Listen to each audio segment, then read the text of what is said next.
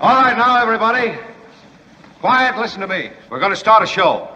Now, some of you people have been with me before. You know it's going to be a tough grind, but we're going to have a show.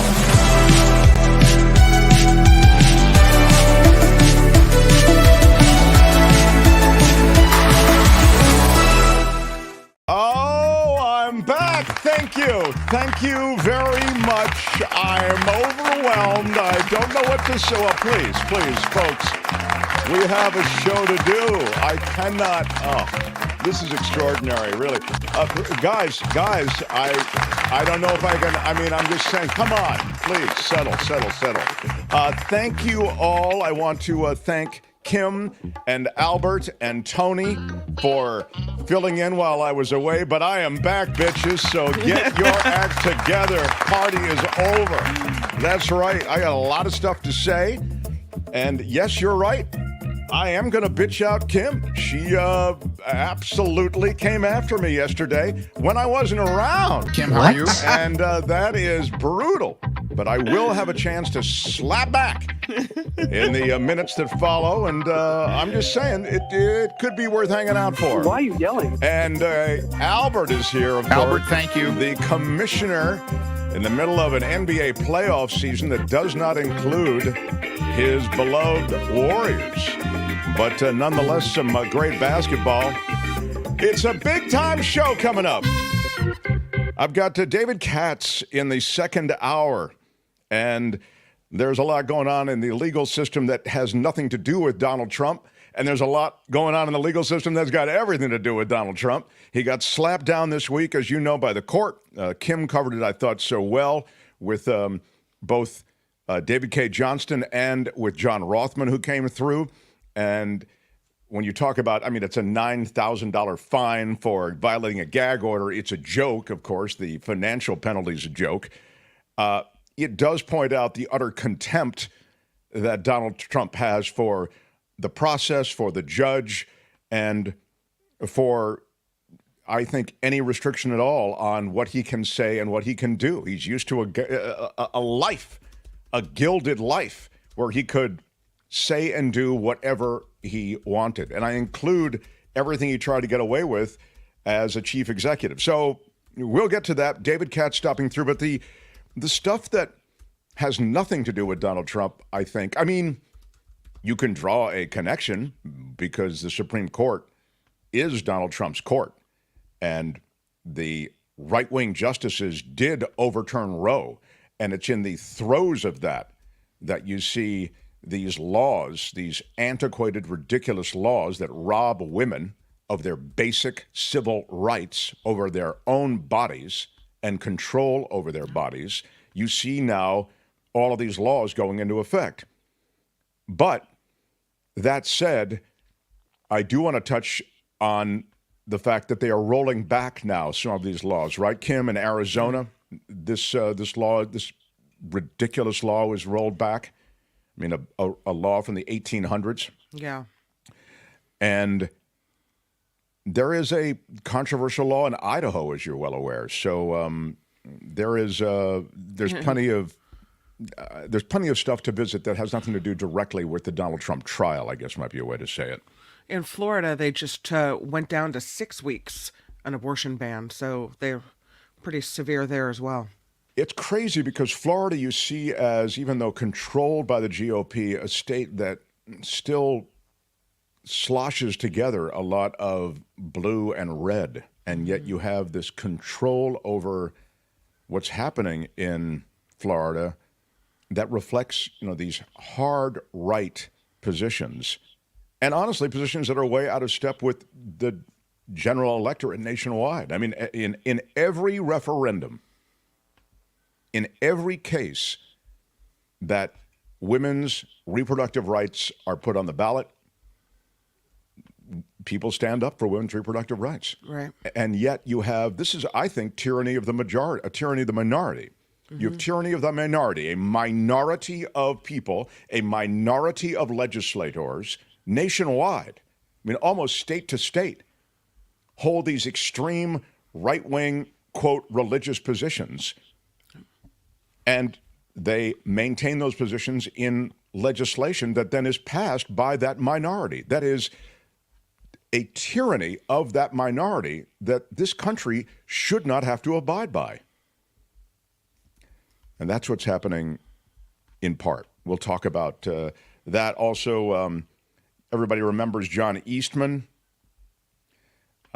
Big news out of John. He was the lawyer for essentially the plan to come up with fake electors, right, Kim? That was part of his deal. Yeah, he's a real genius. So that genius is being, he's being, every manner of disciplinary action is being taken against him, and we'll talk to David Katz about that. So that's ahead. I'm glad we got a lot of time today. First, I really do want to thank Kim, because Kim is one of those people who I think she is underappreciated. I appreciate her very much. You know, I'm very loyal, and probably to a fault, you know. Like, I like to go to the overpriced dry cleaners because I know him, and I would never, people go, well, how come geez, they're so overpriced. Yeah, I don't know. I know him. I've been dealing with him for years, and it's probably cost you a fortune over. Yeah, I don't know. He just knows my family now, and I feel, I like that. I'd rather find the auto mechanic who I know. I'd rather go to the pharmacy that is the ma and pa pharmacy than the CVS pharmacy. Not because CVS isn't great. Maybe they are. Maybe they're better pharmacists there, but I just know, Betty and Wilma at the pharmacy there that I've been going to. So you get the idea. Yeah. So, but Kim is... Wait, are you saying you keep me around just because you know me? That's exactly what I was saying. Thanks. You really skipped ahead of the movie, but that's exactly what I was saying. So normally I would dump somebody like Kim. I mean, please. I mean, have you seen her work? Come on. But no, I'm kidding. What I wanted to say was... Never. I wanted to say that you could take advantage of that, okay? But I don't think Kim does. And she really stepped up if you watch the last few shows.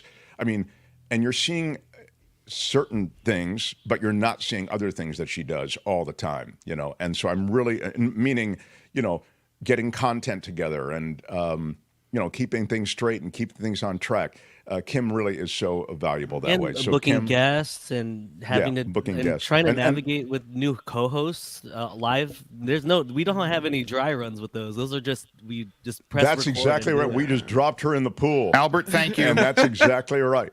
And Kim did rock it. Kim, how are you? And so my thanks to Phil Schumann. Yesterday he was brilliant, I thought. Really good. Yeah. And really nice. His questions were amazing that he was asking. Oh, I knew you'd like him because he's just underpinned by such insane experience as a news guy. I mean, just truly amazing versatility and knowledge. So I knew you guys would vibe together, but you really had a good back and forth. And then Hal, who is funny and knowledgeable and asks good questions. And so you guys really did a great job. So thanks to Hal Rudnick and Phil Schumann both. But Kim, you really did rock it. So very, very nice job. It's I'm so glad that you're home, because it feels like the difference between... honestly, being in the driver's seat where you have to constantly watch for other oncoming vehicles and make sure you don't crash, versus being in the passenger seat where you're navigating. If you mess up, you make a wrong turn, we'll fix it. It's okay. It's just a whole different thing. The pressure is off when I'm in this little box. When I'm in the big box, it's a lot. So I'm glad, there's definitely a lot to doing the show and navigating in the moment, as well as staying connected. You can't become so distracted with anything that you forget who you're talking to or what you're talking about. So even when I am trying to look at the chat while speaking with you right now, you can get distracted. So it's really not easy, and you did a great job. Kim rocked it, says Candace. Exactly right. Oh, thanks, guys. Candace Mick, by the way, Francine, Kim did great. Candace Mick, I believe, and Kamish, I have to ask you about this, but I think Candace was, if not she was the second winner of Mark's Madness. Yeah, I think 2022 or 20. Yeah, one of those years. Yeah. So Yeah, big shout out to Candace. Big shout out. Yeah. Nice. I still have to get the package together for this year's winner. So all of that still has to be done. But Kim, a great job. And in the rich tradition of this show, of course. You get nothing. Yeah, Thank you. Exactly. You get Of a course, little bit of recognition. I did make a mistake yesterday.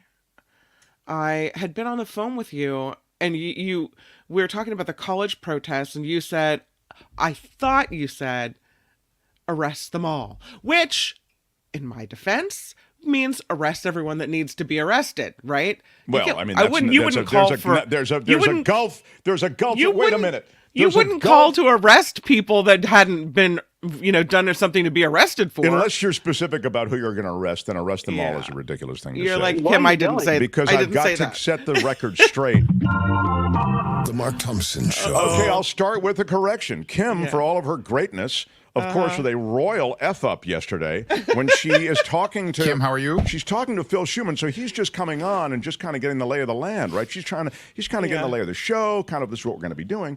And Kim says, and they're talking about campus unrest on UCLA, at Columbia, and so nationwide, for that matter. So in different universities nationwide. And she says, well, Mark, I was talking to him last night, and Mark says that they should arrest them all. Now, that's not what I said. Arrest everyone who's doing something arrest-worthy. Well, you know what? Arrest someone standing on the sidelines. All of a sudden today, you've got all the qualifiers ready. But yesterday, you had none of those qualifiers. You just said, Mark said arrest them all. I mean, it's absolutely insane, Albert. Why are you yelling? So what I am about is, as you know, I am about law and order, but I'm also about free speech. I have no issue. In fact, I encourage, especially in the collegiate environment, the open discussion of ideas, even the shouting and the demonstration. I get it. When you start blocking administration buildings, blocking classes, blocking access to spaces at the university, when you start setting up tents, when you prevent the university from operating toward its true goal as an institution, which is to educate people, then yes, I have a problem. If I'm president of the university, is what I said to Kim, and I will also speak to this from another perspective, I said I would allow these demonstrations to go on, I'd allow these protests to go on, but if they block any access to any of the buildings, if they stand in the way of me running my university as president, I think they should be removed and arrested. That's exactly what I said. Now, I think you do a lot of things before that. I think you have a curfew. I think you have plenty of warning. I mean, these are our kids who are at the university, presumably to be part of a culture at the university that does welcome different perspectives. But that said, this is out of control. And I, yes, as university president, I would see to it that these students would be moved and, if need be, arrested. And the other thing I'll say is I told Kim that I would suspend students who were involved in instigating those efforts to block administration buildings. And if you take over an administration building, which is exactly what happened, you should be arrested, suspended, and charged. I mean, I believe that, that is something, and again, if you're into civil disobedience, you wear those arrests as a badge of honor. I mean, there were plenty of people in the civil rights movement who were arrested all the time. There are plenty of people in the Vietnam War anti-war movement who are arrested all the time. So the fact that they're arrested is not some, scarlet letter. Quite the contrary. It's the kind of thing that they can be proud that they were part of. But that university has to operate as an institution of higher learning. And you cannot do that with these huge encampments set up the way they are. I don't care what their cause is. This has nothing to do with Gaza. This has nothing to do with the Palestinian cause, the Israeli cause. I don't care if they're animal activists. I don't care what they are. I feel the same way about people who are blocking the Golden Gate Bridge. Yeah. It should not be permitted. Now, the other thing I would say is that from a parent's perspective, this is why this is an important situation that you have to look at from, I think, a couple of different perspectives. From a parent's perspective, you're paying a tremendous amount of money. Do you know how much these places cost for a semester? A minimum of $40,000. Exactly. So you're telling me that you're going to close down this university that I've sent my child to for what? For a bunch of people? You can't control people on your in the quad? You can't control people on your common space where people are supposed to go in and out of class? And you still want to cash my $40,000 check? No. I'll sue you for that money. I mean, so you realize that this is a situation, I think, that overlaps. And again, it has nothing to do with the issue. The issue at universities is, to what extent can we control this space and make it safe for people to go to school? And there was a piece today, is it LA or New York Times? One of the, I believe. I just would like to apologize to the entire Chancellor Thompson community. Well, you did get way out of line, and it's funny. Thank you for returning to the apology, Kim. I stand corrected. No, I stand corrected is not sufficient, Albert.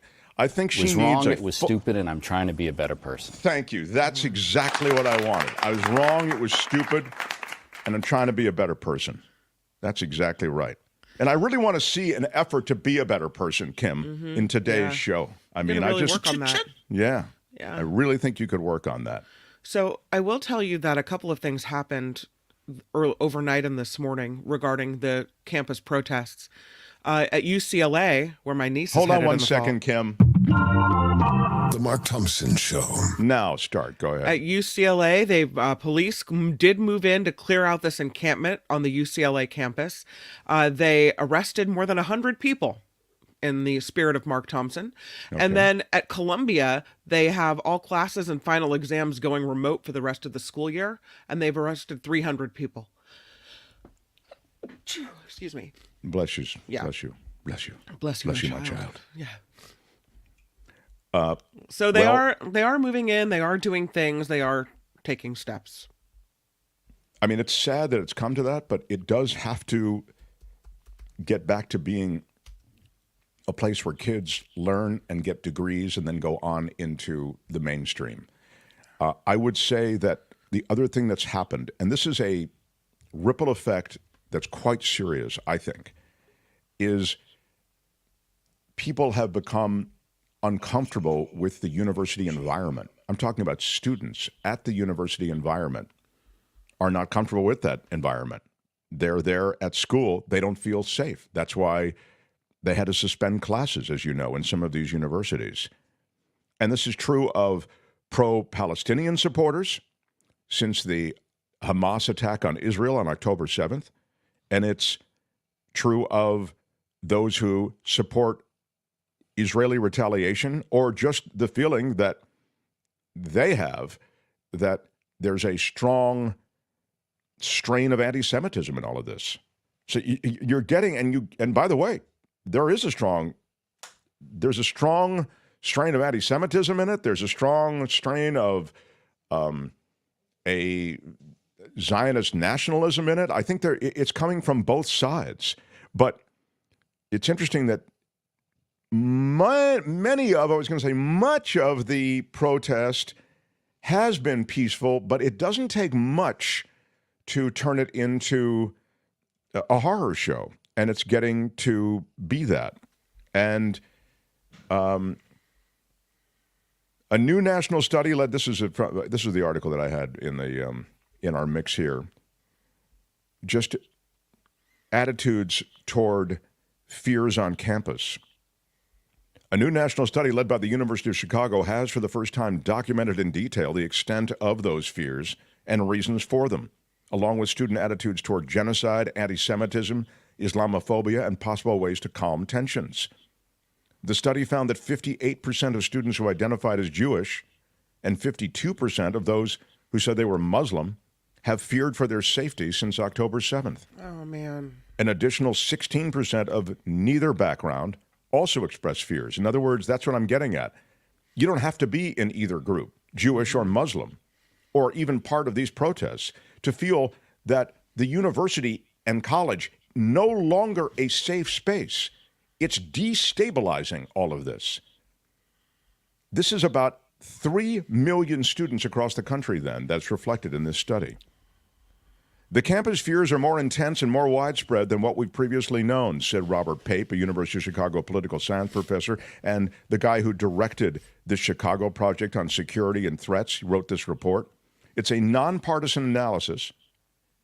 It's based on a nationally representative sample, 5,000 college students at more than 600 four-year academic institutions, including in 2 commissioned surveys between mid-December and mid-January. That's before the most recent clashes, in other words. So you're getting a temperature of the water before the water actually even got hotter. In one finding, about 10% of college students would permit student groups to call for genocide against Jews. And 13% of college students say that when Jews are attacked, it's because they deserve it. What? The same percentage would permit that call against Muslims. No. So it's hate speech on both sides. The survey asked students to describe what triggered their fears. Jewish students' responses included death threats, vandalism of their fraternity house, swastikas painting on a nearby synagogue, harassment when walking by wearing a Star of David necklace, and protest chants they interpret as a call for their people's genocide. This is talked about by UCLA students. The hate and violence that's been going on campus has been way worse since October 7th, said one senior. It's a brutal, brutal opportunity for the door to be wide open to all kinds of hate and insecurity on campuses. A couple of comments. Mindy says, is any of this protesting going to bring peace to Gaza? I don't think so.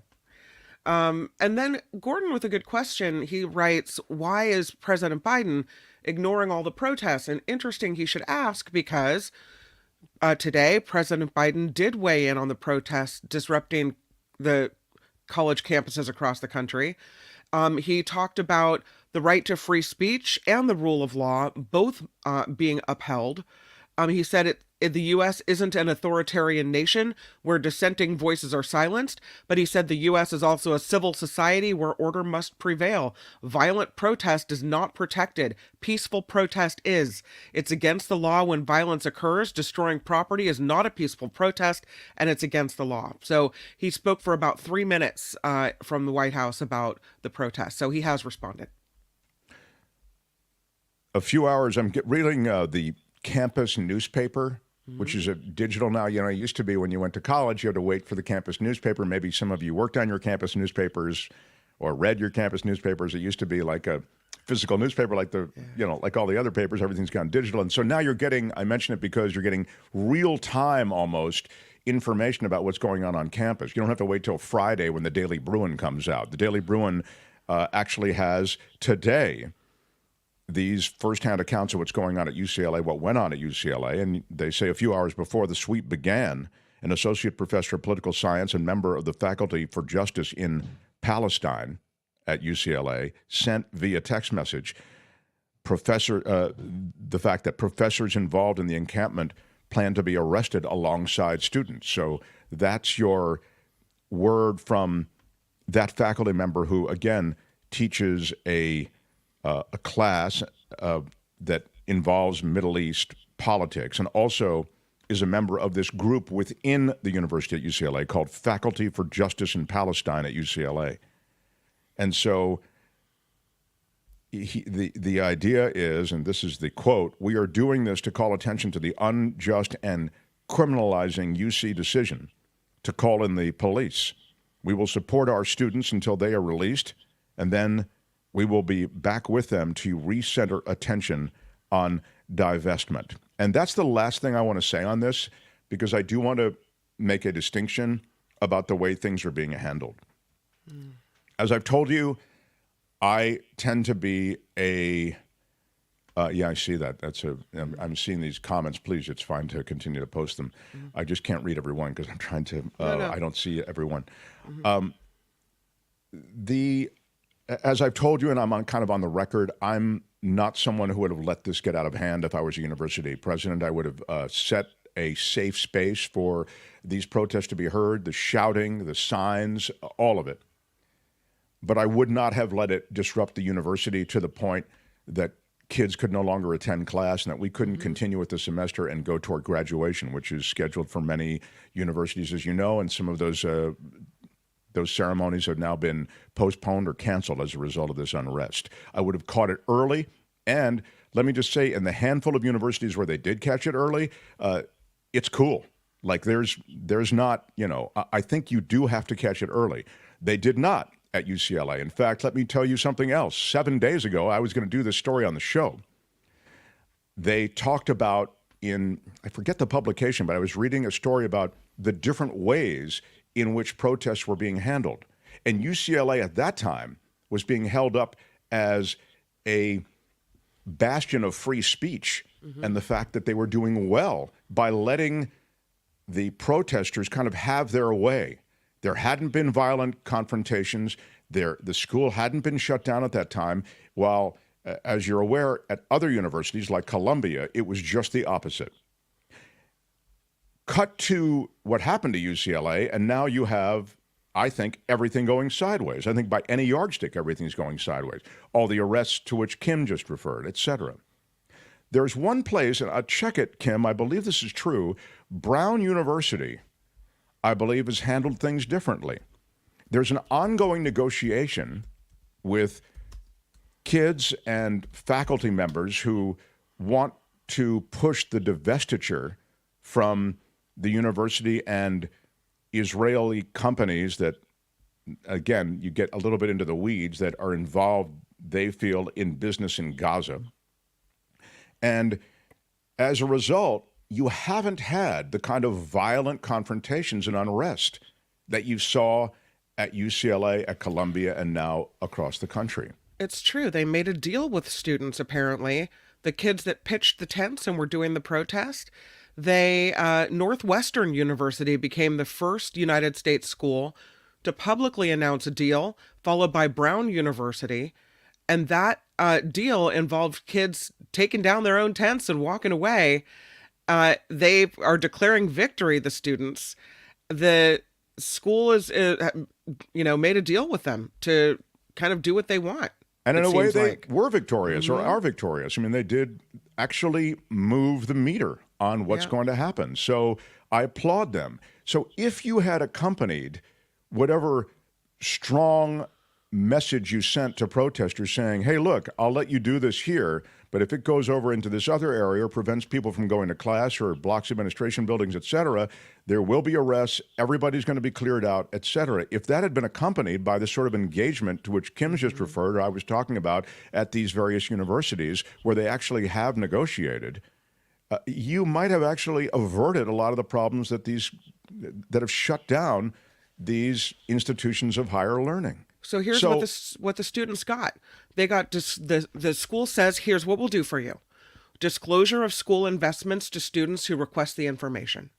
Funding to support 2 visiting Palestinian faculty members for 2 years, full ride scholarships for 5 Palestinian undergrad students, and a commitment to fundraise for similar opportunities.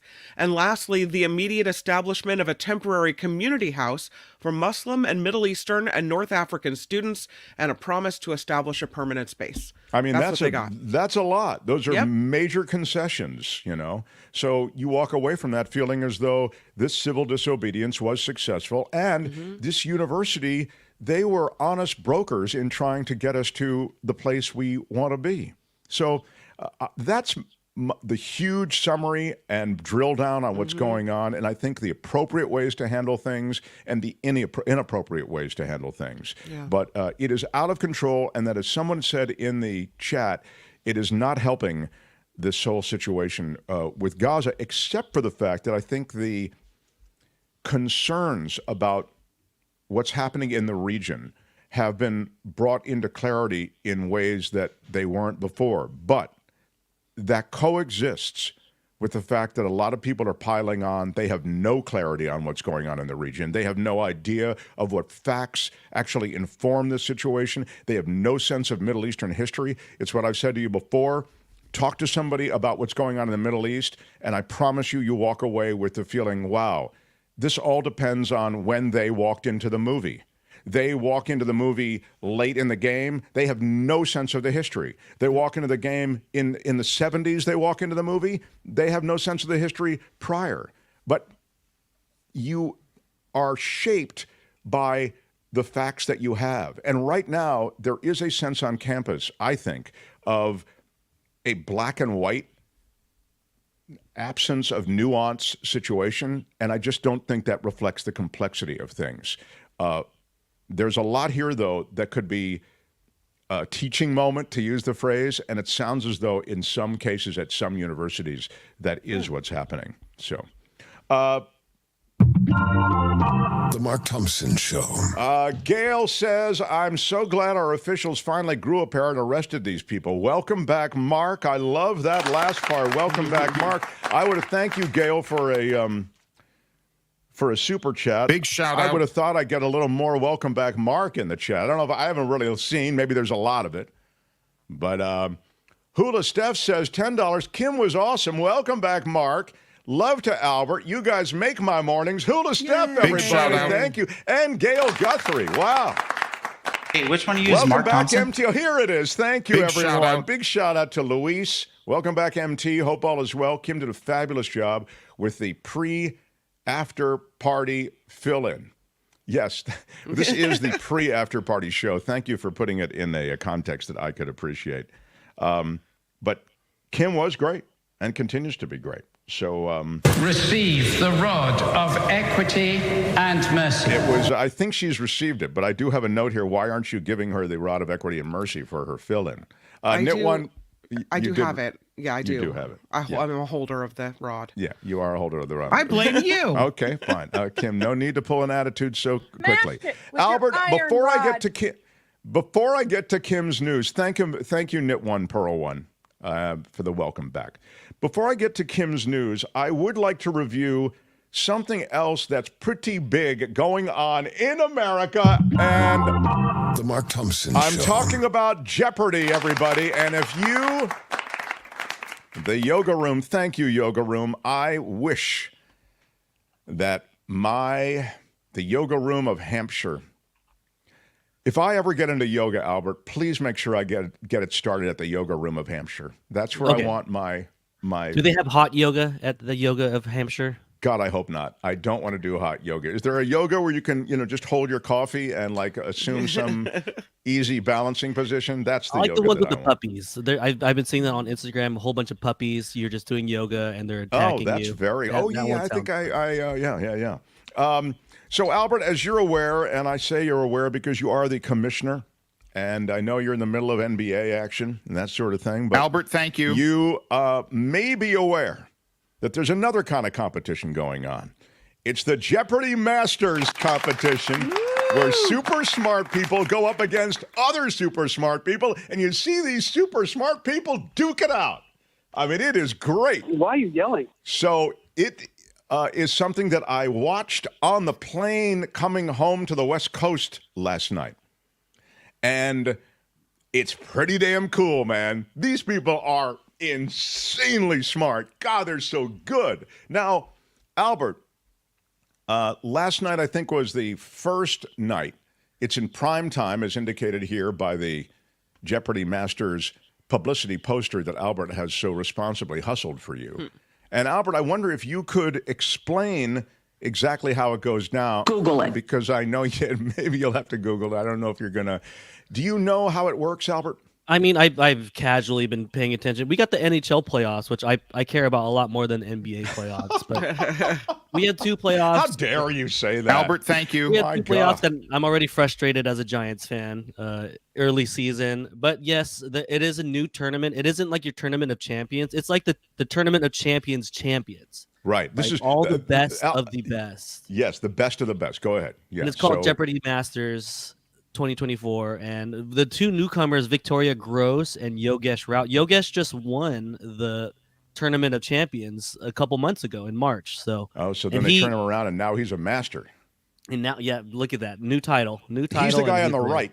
If you're looking at it, let me tell you something. This guy smoked some of the. Now, if you're recording it or whatever, I'll discuss what I saw last night. I'm not going to discuss it in great detail, but I don't want to exactly. William.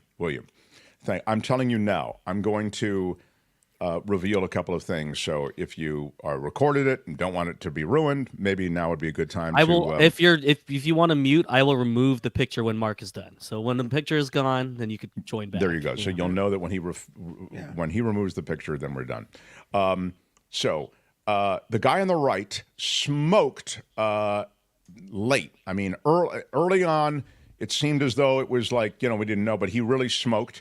And I think actually the amazing thing is we're so used to seeing these unstoppable forces like James Holzhauer. You see him there in the center at the top. And also, what is Amy her name? Schneider was the producer's pick. Yeah, Amy Schneider was a producer pick, and she's a Bay Area person. And we're used to seeing these people, and is it Matt, the guy who won over from the right? Yes. Yeah. Let me just double check. Yeah. Yeah. All of these people are incredibly good, and we've seen them excel on some level to a point where you go, they're untouchable. So it's a weird thing when you put them all in competition with each other, because all of a sudden, not only are they touchable, but they're beatable. And they're beatable by the other super smarties that are in with them. So, again, the woman on the left, Victoria is her first name? Victoria Gross, and then Matt Amodio. Yeah, Matt Amodio there, one over from the right. Victoria Gross, I didn't know who she was. Like, I had never seen her before. But she was unreal. I always love it when women do well. I love it. I'm such a lib, man, when it comes to rooting for people. I like women to do well, minorities to do well. I'm like super invested in anybody who's not just a white guy doing well. Now, I mean, please, though, I have mad respect for the white guys who have done well, but I'm just saying that's kind of where my loyalties are. So when Victoria, there on the left, did well, wow, I was just so excited. And it's an interesting tournament. Last thing I'll say about it is they accumulate points. So it's never really over, early on. So you can see somebody lose, let's say, last night, and it doesn't mean they're out of it forever. So all of this is to say it's really cool. I really enjoyed it, what I've seen. I think it's going to be great. And again, these unstoppable brains, to see them stopped by other unstoppable brains, it's really wild, man. And the obscurity of some of these facts that they know, just otherworldly. So I recommend it. It's Jeopardy Masters. Now I have a question for Kim, because, it relates to Jeopardy. Kim, how are you? Yeah. Kim, when is Buzzy Cohen coming on? Oh, I don't think I have him booked. Oh my God. Well, we were gonna do it, and then you were gone. Whoever is producing this thing has no idea what they're doing. I do this whole thing about how great you are, and then you haven't even booked Buzzy Cohen. We had a date, and then we had to move it. We'll get it done. Yeah, we had to date, and then we had to move it. Yeah. By the way, so we will have Buzzy Cohen on. I really wanted him on during this time, but Kim's right. I wasn't here, so let's get him in the next few days. Probably next week, Buzzy Cohen will join. He's got a new book, right? Yeah. He has a new book, and he knows Jeopardy. There he is. He's my Jeopardy guy. We love our Buzzy Cohen. The last thing I'll say is, Albert, they got rid of that sound you just played. Normally when they reveal the clues, they reveal the board, they play that song. They've gotten rid of it. And you know what? It was a good thing they did, because that's kind of 70s tech sound, isn't it? It feels a little that was like Donkey that little cowboy kid from Willy Wonka. That was the sound that shrunk him. Exactly. So it's good that they got rid of it, but they just revealed the clue. But it's pretty damn great. Okay, point made. Smash the like button like a boss, if you would. With your iron rod. Helps us in the YouTube world. Costs you nothing. Smash that like button. Smash it with with your iron rod. David Katz, the brilliant legal mind, will help decode everything legally decodable when he joins us in just a few moments. Kim's News, and we continue. Mark Thompson Show. The Mark Thompson Show.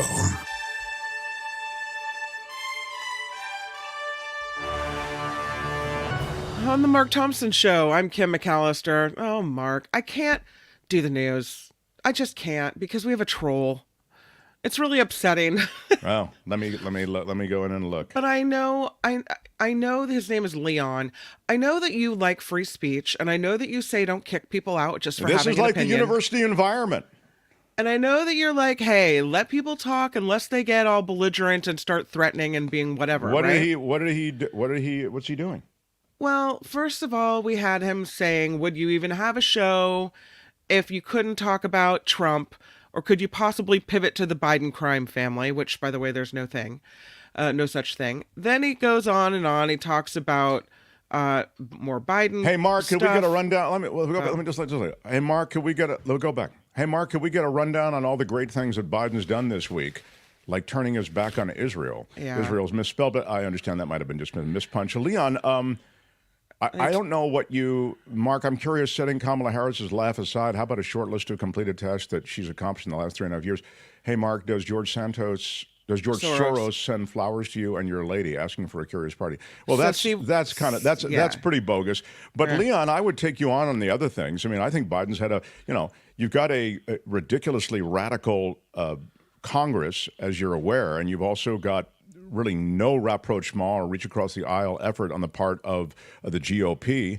You've got and I'm not party specific on this. I would, as you know, I'm not a Democrat myself, but I would tell you that I am utterly unimpressed with the governing skills of the GOP, aside from the fact that they got a tax cut through under the last president, and he made a bunch of radical right-wing appointments to the Supreme Court and then also radical Federalist Society recommended appointments to the judiciary. I don't see anything that Donald Trump did. He promises a lot of stuff, tells me that COVID's going to go away, tells me that, by the way, I'll give Trump one thing, and then I will get back to Biden. I'll give him credit for the fact that he did get the vaccine thing started. And then, of course, when the vaccine came in, he he swam away from it, and he started applying to a constituency that was anti-vax. Okay, but then let's go back to the Bidens. Bidens came into power, and Biden didn't employ members of his family as his advisors the way the last guy did. Didn't have Eric and Don Jr. and Ivanka and Jared Kushner and all the other family members and related. And by the way, Jared's family as well, we don't talk about them as much, didn't have them involved. I get it. So you have Biden just there, and I guess he's got this kid Hunter, who's a total F up by his own admission. And I don't get the crime family part. I think Hunter Biden, it's reprehensible what is legal, but it is legal for him to be on the board of companies he knows nothing about. And because his last name is Biden, he gets money. You know how I feel about that, okay? But the Biden crime family, please, dude, he's been investigated and investigated. You had a congressional committee that actually wants to start an impeachment proceeding against him. You've got Jim Jordan, the rest of these jihadists. They're trying to bring Biden down. They can't find anything on Joe Biden, nothing. Okay? You don't think in all of these years in politics, Joe Biden, there would be some evidence of, and then I'm going to finish up, Leon, because you're just hijacking my show, but I just want to, you deserve to be slapped down for this. The George Soros thing is like, please, dude, give me a break. Like, I'm not a free thinker. Welcome to the show. If you want to be our official troll, you're going to have to compete with some of the other trolls on here. They've been here a while, and they are better than you are so far. They don't have to do the George Soros move. That's such a lame-ass move, dude. But all of that said, if you ignore the fact that Biden got through that infrastructure package, then you're a moron. That was a huge package he got through.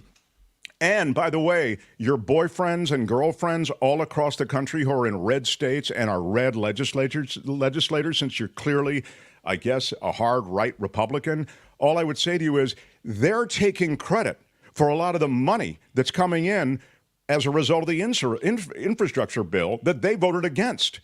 Okay, so don't tell me about how Biden doesn't get anything done. The reality is his administration, I think, has a lot to do. When you want to talk about drugs and Medicare's ability to negotiate drug prices, that's under the new bill. Donald Trump was all show and no go, brother. I got an infrastructure bill. I got it right here. I left it in my other pants. I can't wait to tell you about it. Oh my God, I've got something better than Obamacare. I'm going to announce it next week. So, dude, step up your trolling. And as for Israel, he's just made a statement on Israel. I think he's in a conflicted place about Israel. I think he has an old school view of the Middle East, but that for another time. And then lastly, Kamala Harris, you name for me any vice president who gets anything done.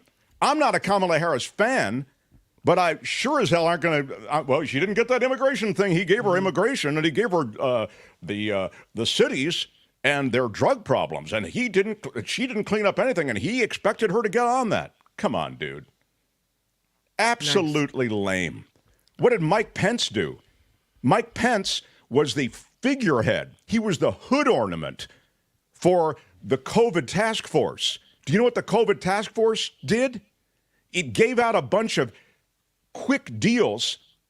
I'm talking about money, your government money, to a bunch of friends of the Kushners and Trump who had never had any experience with the infrastructure required to handle the challenges of COVID. I'm talking about the personal protective gear, all of the things that were related to getting that stuff out in distribution. It was handed out by that COVID committee that Mike Pence was just the figurehead on. It was actually run by Jared Kushner. Google it. Pick up your game, Leon Smith. Google your crap, because you don't know what you're talking about. And if you want to compete with the trolls on here, if you want to be an official troll on this show, I'm ready to have you in the competition, but you have got to pick up your game. All right, that's it on Leon Smith. So, okay, now right. The news. Now I got to start over again. The Mark Thompson Show.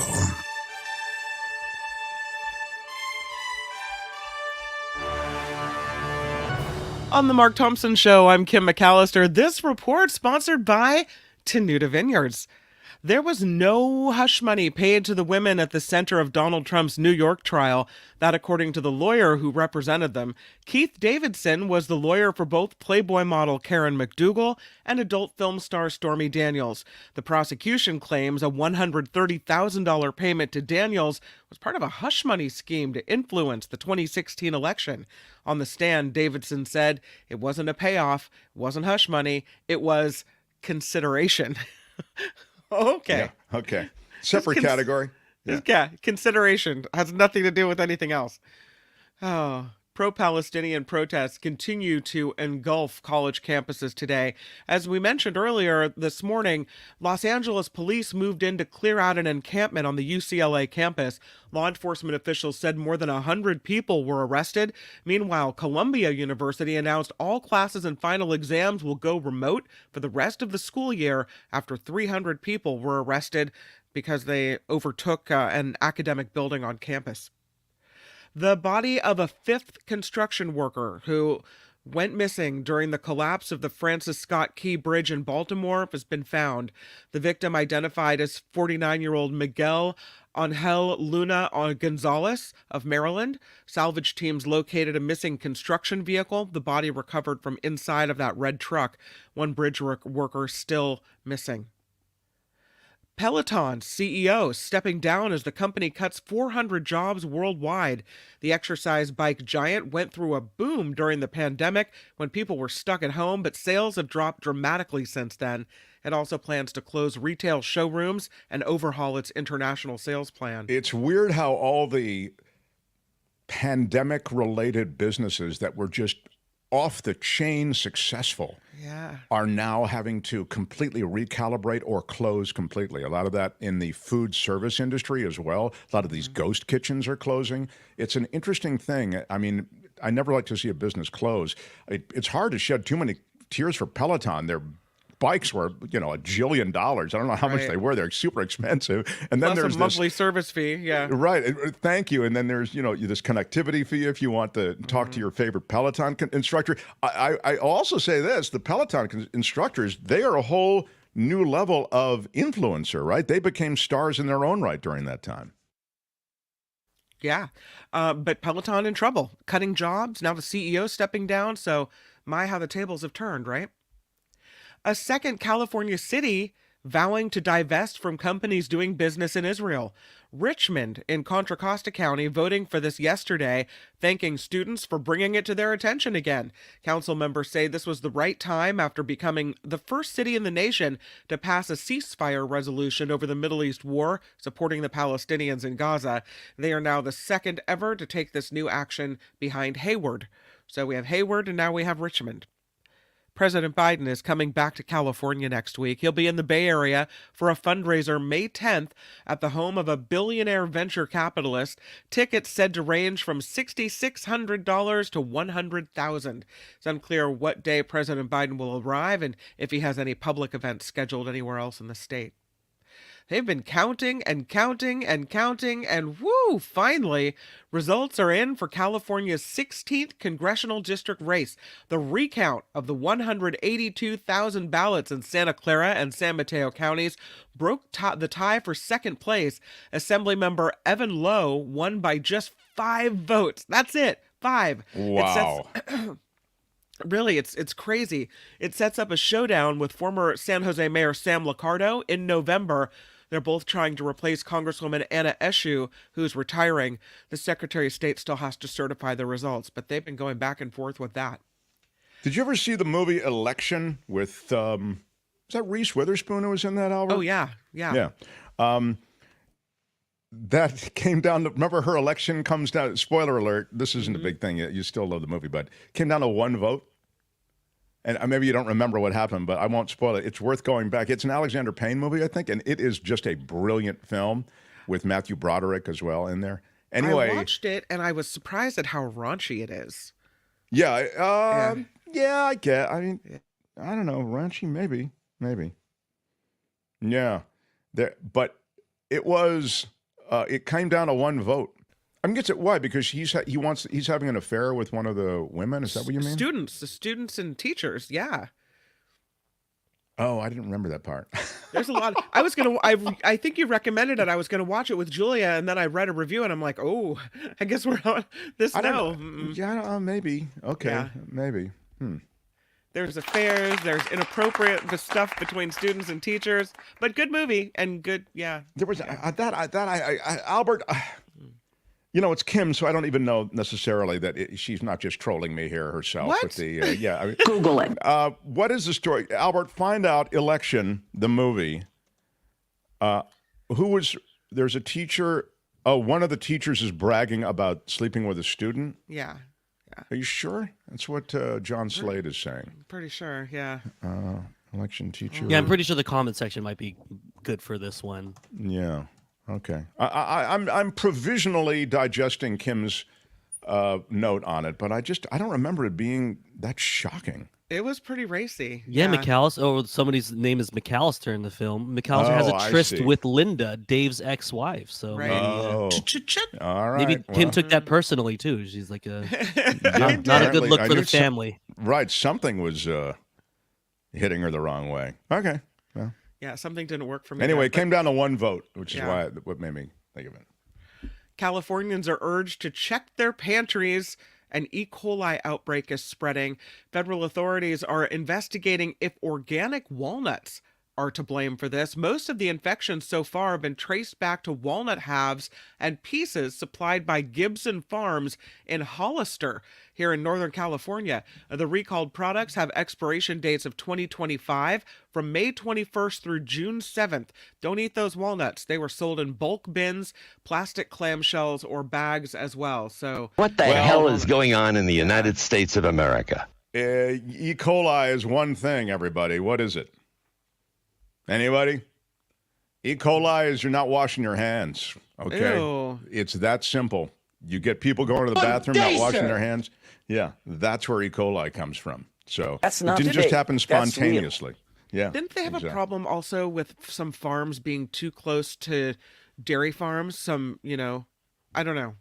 Well, I mean, the cross-contamination in any kind of animal farming is substantial. I mean, that's a real issue. So, I know you've been missing her.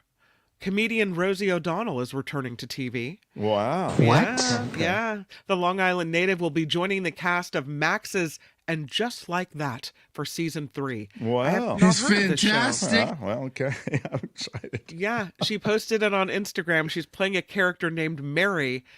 For 6 years, O'Donnell hosted her own talk show. She was the moderator on ABC's The View for 1 year as well. And so now she comes back to TV. There's a new offer on the table to buy Paramount Global for $26 billion in cash. The Wall Street Journal reports Sony Pictures Entertainment and Apollo Global Management are making this offer. The joint bid comes as Paramount's board considers a merger bid from Skydance Media. The Paramount Global assets include BET, CBS Television, Comedy Central, MTV, Nickelodeon, Paramount Pictures, and Showtime. So they have quite the If you get thing it in going order, on you there. get extra points, Kim. Yeah. What do you know? This report is. What happened to that drop? We don't use that drop anymore, do we? No.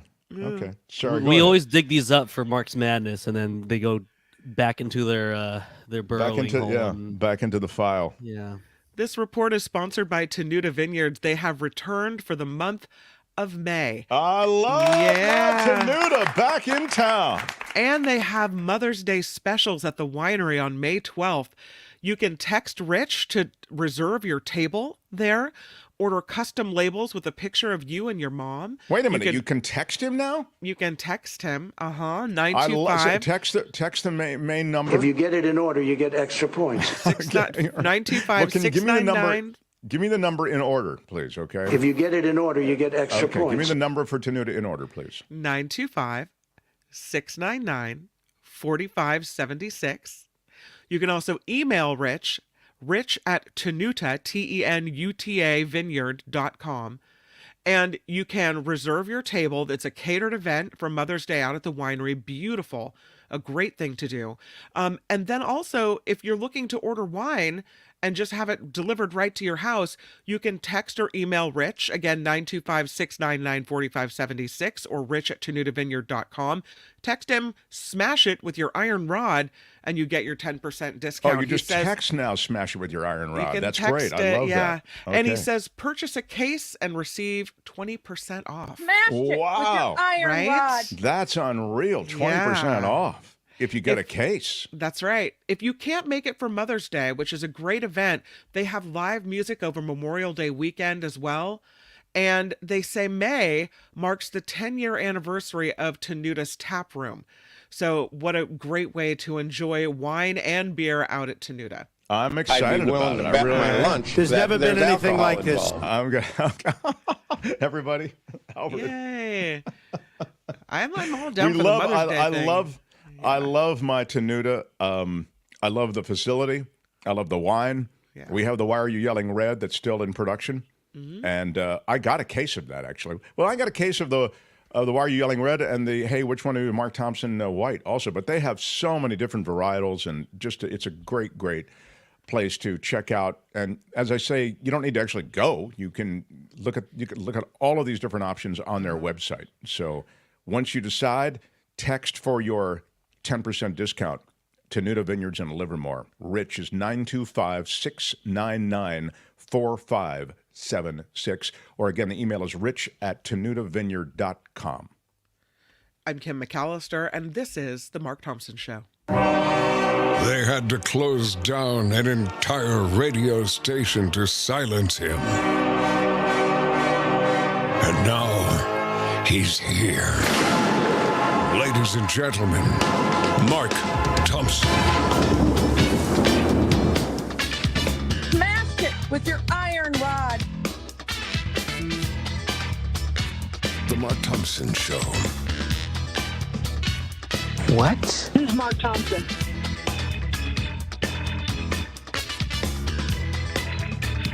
Hey, which one of you is Mark Thompson? And this is their new hoax. That's not fake. That's real. It's fantastic.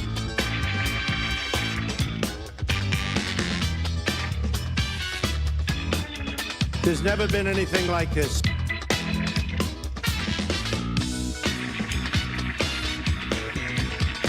We've never seen anything like it before.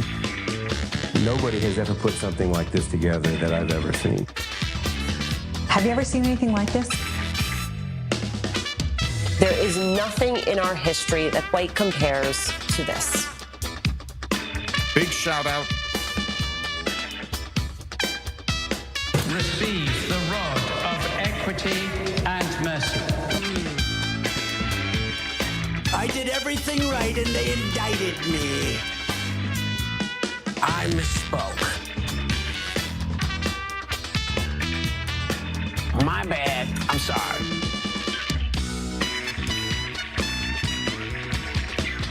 I don't think you should apologize for how you feel. Did you really just do that? Oh, yes, everyone. Thank you for being here. Great to be back in California. I was away. My dad is having a rough ride right now, so it's great to be home. And I am excited about the hour ahead. David Katz, the former federal prosecutor, now working the defense side of the table, joins us. Will you tell me when he gets here, please? Mm-hmm. Because in the meantime, I wanted to update a couple of things that are, Vilma... Welcome back, Mark. That's what I'm talking about. Big shout out. A $20 super chat. Thank you, Vilma. You're so lovely. It's funny. I'll tell you something just because of the super chat. So when we do certain topics or when we have certain details about certain topics, we get demonetized, okay? Meaning the episode's still up there for you to watch, but we can't make any money on the episode. And that happens from time to time. It kind of actually happens sort of frequently, but the reason that we don't eliminate those topics is because we're ultimately guided by news and by things that need to be talked about. So you can't begin to cave all the time every time you're worried about being demonetized. We try to sometimes take a little bit of the teeth out of certain stories that might have some, like, say, gory details about something going on. Right. We try to maybe leave out some of those details in hopes that we can get it by. But I mention it in the context of Vilma and Gail and all of the people who have been so great about supporting us with super stickers and super chats. Terry K, $5 for the Troll Buster. What up? Big shout out. Thank you, Terry. Yeah. Because Maud, cash for the troll repellent, $25. Big shout out. Wow, Maud, that's really generous. Thank you. You're such a regular and consistent supporter of this show. So appreciate it. Thank you. Yeah, thank you. But I got, so they'll send me something saying, your episode's been demonetized, okay? And so when I get them, I just go, so we have to make it up. And so when you guys, super stickers, super chats, Patreon, PayPal, all the ways you support the show, that helps us offset the fact that the show is demonetized. And so thank you for that. In that spirit, I should probably mention, I hadn't planned to, but we've gotten some really cool Patreon updates. A couple of people actually increasing their Patreon pledge. While you do that, I will tell you that Mr. Katz has arrived, and he is in the lobby, sir. All right, so the last 30 seconds I will spend thanking Jeff S. Big shout out. Big shout out. Editing his membership from $50 to $100. Wow. Thank you so much. Thank you so much. Yes, and thank you so much. Thank you so much. Jeff S., that's really cool. Patreon, you know, Albert, now might be a good time to put the Patreon crawl up there. There it is. If you want to support the show, Patreon or PayPal is the way you do it, in addition to the super stickers and super chats. And the Patreon and PayPal links are there at themarkthompsonshow.com, but they're also under every video here on YouTube. Wes, thank you for the $5 super sticker. Big shout out. But again, I wanted to thank Jeff S. That's really cool. I mean, coming up with $100 for us makes a huge difference, and again, helps offset some of that which we've been dealing with. And I also wanted to say, hey, big shout out to Mark H., a new $5 a month member on Patreon. Big shout out. Big shout out to you, Mark H. I'll give the shout outs to our PayPal folk tomorrow. Right now, I don't want to delay any further, so let me do this. The Mark Thompson Show. You know him if you've watched media in New York, in San Francisco, in Los Angeles, if you've listened to radio in London, or watched the BBC or any of these other media organizations worldwide. In the English-speaking world, he is a terrific legal mind to help sort out so much of what's going on with the law. The former federal prosecutor, now working the defense side of the table. How about it for the great David Katz, everybody? Hi, David. Great to be with you. I'm getting over David, a cold. I'm getting over a cold, so bear with me. I'm doing the best I can. Oh, okay. We'll crank David up. But I'll tell you, not that it's important, but you look great. So I don't know how you'll sound, but you look great. All right. So, David, let's start with the Trump stuff, and then I want to kind of get into women's reproductive rights and the fact that they've just rolled back that 1800s law that they tried to put in effect in Arizona. In the Trump trial, in the trial in Manhattan, what are the things that you're watching, and what might you say about the gag order punishment and the likely violations of that gag order going forward? Well, this is an unusual cat and mouse game, which a normal criminal defendant wouldn't have with the judge. I mean, this is really unique because Trump wants to run right up to the line where he actually gets thrown into jail. Throwing him into jail could come in about three forms. The one everyone's thinking of is that he'd be trotted out to Rikers Island right now. The judge is not interested in doing that because it would delay the trial. In addition to that, it would also give a huge amount of publicity of the sort that Trump wants to milk for his base, and maybe even for some swing voters who think, well, this is, how did we get to this? Maybe the deep state is after this guy. So the other way that it could happen, Mark, is that he holds him in contempt and says, my penalty is going to be 30 days in jail, but I'll impose that to start at the end of the trial. That has a couple of advantages. It doesn't delay the trial and thereby play into Trump's hands by giving him the delay that he always wants. It doesn't, put the focus on him in a way which is lurid and tawdry, but yet which seems to be playing to his favor, at least so far in the polls. And the other one would be that there might be like a lockup. It would be like a timeout for a kid. And you'd put him in the lockup in the courtroom, which there is one, where they hold prisoners right before they bring them into the courtroom. And you would put him in that lockup. You would, to use the great old expression from Washington, D.C., you would step him back, and he'd have like a 3-hour cooling off period. The Secret Service would go in that room with him. It would be just a couple of Secret Service agents and him. And then you'd let him out 2 or 3 hours later, hopefully with an apology. I'm sorry, Your Honor, I wouldn't do it again. But, the $9,000 is, of course, ridiculous. However, the law in New York is it either has to be an admonishment. Well, he's been admonished till the cows come home.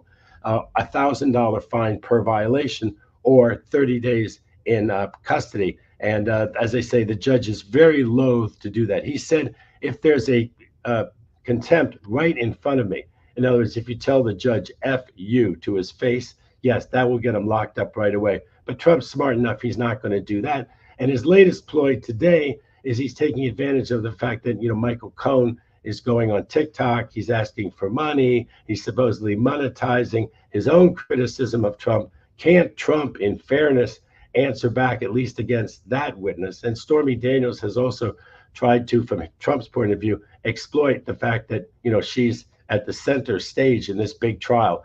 Doesn't he have a right to blast back, at her? And now what's happening is that he's having the House Judiciary Committee and the House blast back for him at Michael Cohen and people like that. He's having surrogates. And it's pretty obvious. You can't put his actual fingerprints on it.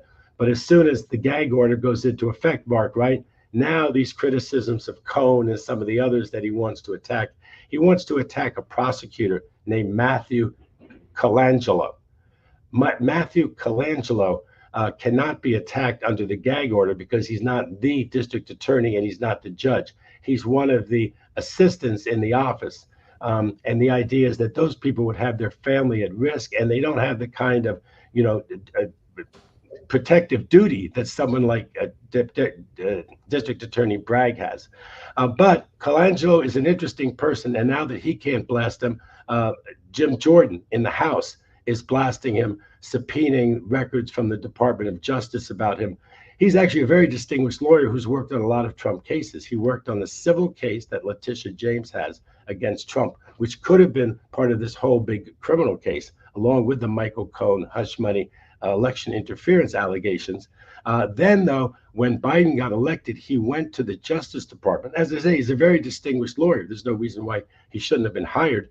But he was the number 3 person acting in the Justice Department. Then once a number 3 person was actually approved by the Senate, he stayed on as the top aide to the number 3 person in the Justice Department. And lo and behold, from Trump's point of view, lo and behold, because of Biden's control of this whole manipulation and machinations, he gets hired by the district attorney's office. Now, he is a logical hire because he knows an awful lot about Trump's situation, and Bragg wants to beef up that team. But, it plays into the narrative. And even at the time that he was picked, about, 8 or 9 months ago, the New York Times said in the article about Colangelo being picked, this is going to be fodder for Trump. But, everything is fodder for Trump. At some point, they need to prosecute these cases and move forward, realizing that everything's going to be fodder for Trump. I love that you said that, because I think it's such a tired refrain, the idea, well, somehow if you do this to him or you prosecute, it's only going to make him stronger. He's only going to use that. I mean, if somebody deserves to be prosecuted, they ought to be prosecuted. If somebody deserves to get a gag order, they ought to get it. I mean, I had a question for you, though, about the discretion the judge has in relation to the gag order, and then we'll move on from the gag order. You really broke it down so beautifully. You had mentioned the 30 days, et cetera. You mentioned Rikers, and you mentioned the... is there a discretion the judge has in all of that, David, or does it have to be 30 days, or could it be whatever the judge wants? It could be whatever the judge wants. It can't be over 30 days per violation, but there's enough violations. If you start stacking it consecutively, it's very bad news for Trump. And, it's the old, it's that game that you play, right? Where, how far are you going to go toward the person? You're going to hit their hand, you're not going to hit their hand. It's that game that they're playing because Trump really doesn't want to go to jail. Yes, he liked that one mugshot photo. He could kind of use it.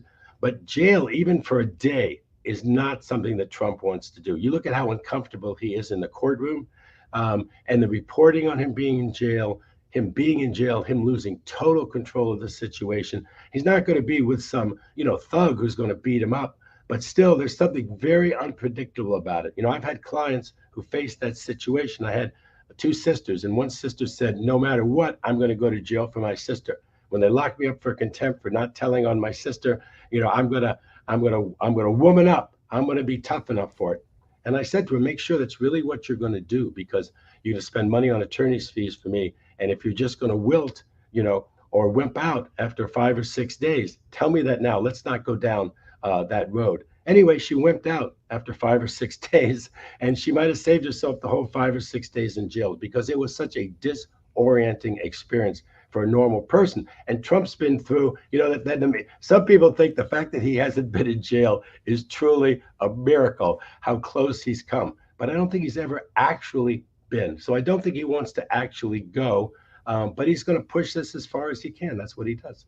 Well, the context that you put it in, also in relation to what he's going through now in the courthouse, is really a great reminder of what he's been robbed of so far. And it's not much. He's just been robbed of his freedom. He has to, in other words, he has to be there in the courthouse during that time. He has to stay quiet. He has to listen to some of these gory details about what went down and how he tried to hush all of this information in a way that would help him politically. So he has to sit there and suffer through that. But you're so right. The notion of upping that ante and actually putting him in a jail situation, I mean, it seems as though it would be, apart from that one publicity shot that you say, and apart from whipping up his base, an insanely tough spot for Donald Trump. So I want to, unless you have anything else on the Trump trial, maybe I wanted to move on to some of these reproductive issues that exist in legislation in Florida, for example, and also in Arizona.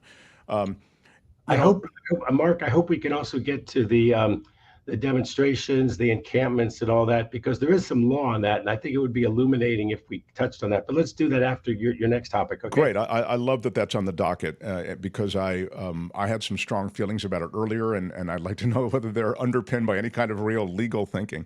So sometimes I emote and talk first without thinking about the law. So in Florida, there is a particularly grotesque law going down when it comes to women's reproductive rights and right over their own body. It's a 6-week abortion ban there. And of course, we know about what happened in Arizona, and we can get to that as well because they have now reversed, at least on the legislative level, that total abortion ban that existed in that state. Mark, can I touch on that for 1 second? Please, yeah. Because the Arizona situation has not been very well reported. They managed to get a couple of Republicans in the Arizona House and a couple of them in the Arizona Senate. And for all I know, that's a real profile in courage. For all I know, they're going to be primaried. They're going to lose their career. They absolutely did the right thing, in my opinion, for women's rights and for all of our rights by voting the way that they voted. But apparently they didn't have the votes to actually make that law go into effect right away. And so it's going to go into effect once it's signed by the governor and supersede the 1864 law in due course. What due course means is that 90 days after the end of the legislative session. And so the decision is going to go into effect in a few weeks. And yet this new law is not going to go into effect for maybe 4 or 5 months. So during those 3 months, unless there's another profile in courage by a bunch of Republican House members and Senate members, and they may think that, the main fury of it all is behind us. There's not going to be the intense pressure on them to do something about this 3 or 4 months. But imagine, what are the doctors and nurses supposed to do during that interim? How is the system going to keep functioning once you smash it for 3 or 4 months? How hard it is to reinstate it. And then, of course, the huge problem, not just for the system, but for the women who need an abortion. Some of them medically, some for all kinds of reasons. Remember, the old 1864 law that's going to go into effect for several months has no exception for except for the life of the mother. And so we've had the grotesque situation so far in some of these states where an organ can fail. That's what we had in the U.S. Supreme Court decision from Idaho, where Justice Sotomayor said, let me get this straight, attorney for Idaho. Under your state's law, a woman's organ is going to fail unless she has an abortion. And the advocate for Idaho said, well, that's not the life of the mother. That's the failure of an organ. And they actually would have to wait in states like Idaho and Arizona during this interregnum, during this interval of 3 or 4 months that's about to occur, even though the situation has supposedly been completely cured in Arizona. It sure hasn't been cured for those 3 or 4 months. So Idaho was in the situation at the time of the Supreme Court argument, was just a week or 2 ago, that Idaho is airlifting a woman a day because they need emergency procedures. And under Idaho law, they can't give it to her until her life is at stake. So at least mercifully, the doctors there have been able, without getting prosecuted, at least so far, to airlift these women to other states so they can have the emergency procedure that they need, but they can't get over these draconian laws like the ones in Idaho and Arizona. I just had to emote on that. No, I like that. And in fact, the instance to which you've referred, I believe maybe the back and forth with Sotomayor, I had read, and pardon me if my memory isn't clear on this, but it was a case in which the woman's life, or there was at least another case mentioned in which a woman's life they couldn't establish that it actually was at risk. It might have been at risk, but in other words, no doctors were ready to say, well, it really risks the life of the mother. And so they end up in the situation you're talking about, which is the mother's sent home. She ends up passing out, bleeding out is what happened. And then they did save her life, and they performed the abortion, and that saved her life. But the hospital and doctors originally had to turn her away under the law. Well, you can't expect these doctors and nurses and other health professionals. I mean, they didn't sign on for this to maybe go to prison, to get hit with huge fines, and they just didn't sign on for this. And so then they call their attorneys and they ask the attorneys, well, what's the law here in Idaho? And the law in Idaho is they probably can't perform the procedure because bad health of the mother is not the criterion. Death of the mother imminent death of the mother. And, the medical charts show what they show. If the woman is in grave health, but not in imminent fear of death, who wants to be the nurse or doctor who performs that procedure and gets prosecuted? The situation in Florida, might it be, I guess, is there no legal road to challenge it the same way? Or what are the options for women in Florida? Well, Florida is a huge problem because of geography. If you're a woman in the Southeast, Georgia, South Carolina, what's the other state over there? Alabama. You could go to Florida in the old days, not driving that far, and you could get the procedure. If Florida's out, now you have to drive to, I think it's Virginia. So if you're a woman in Florida, never mind if you're a woman in Georgia or Alabama, you have to drive all the way to Virginia. How do you get time off work? How do you have the money? This is so awful. Now remember that at least for the moment, a woman can take the medical abortion pill, Mark. And so they can get that. A right-wing anti-choice judge tried to put a nationwide injunction so you couldn't get that pill, but that's not in effect. The U.S. Supreme Court did not put that into effect. A woman can still get that pill. If somehow that case disastrously goes the wrong way, even women in blue states couldn't get it. But for right now, women in blue and red states, which include Florida, could get that, and most of the abortions are done that way. But in terms of how they're going to actually attack the Florida law, I mean, they're going to take it up to the courts and attack it under whatever procedures they have, remembering that, Roe v. Wade's not good law anymore. And beyond that, I don't know exactly what the details of the litigation attack on it would be. And now to the campuses. I'll just ask you what these campuses are, and these institutions are different because some of them are private institutions and some of them are public institutions. And I'm imagining that you're going to talk to us about the fact that the law applies differently, perhaps, in both those cases and beyond. First you, and then I'll have some follow-ups. Well, the misunderstanding in the general public of the First Amendment and free speech and what they mean is really mind-boggling. Not that there are limits on free speech. There's no absolute free speech, but free speech goes back to the First Amendment, and the First Amendment says Congress shall make no law that prohibits free speech. And then it's been applied to the states, so a state may make no law that prohibits free speech. A private institution, like a private college or university, is not the government. It's not the state. And that gives a lot more leeway to how they deal with demonstrations, how they deal with encampments, sit-ins, all those kinds of things at private universities. Now, public universities like UCLA or Berkeley, where I went to, they are, they're bound by the First Amendment. But once you get into the First Amendment situation, there's reasonable time, place, and manner. And this issue came up in a major Supreme Court case, which was decided 7-2, Mark. So under the law, it's fairly clear. Under policies, under getting along with the students, under getting along with the faculties, all those things, I'm sure it's very difficult being a campus administrator with all of the different things that are pulling at you. But the idea that the law made me do it, the law made me allow encampments on the campus, even though they were huge and they were loud and they were disruptive and they went on for weeks. The law did not make them do that. The 7-2 decision actually is, the idea is that some speech does go over into conduct. It's symbolic, and there are some symbolic things that you can do. Speech is more than just speaking out of your mouth. Maybe it's burning your draft card as a way to protest the draft during the Vietnam War. Maybe it's being homeless for a night as a way to protest that there's not better treatment of the homeless. Guess what? That's the U.S. Supreme Court case. That's the case from decades ago where the Supreme Court decided 7-2 that people who wanted to sleep overnight on the mall in Washington, D.C. could not do so. They could not get a permit to do so. And the idea that it was symbolic speech to sleep overnight, to focus issue on the homelessness, that was not accepted by the U.S. Supreme Court, and not 5-4 like those maddening cases that we see all the time. It was 7-2. There were two dissenters, but it was Democrats and Republicans in the 7 that decided it. It's never been overruled. And so the reality is that you cannot have an encampment for a long time and say that it's speech.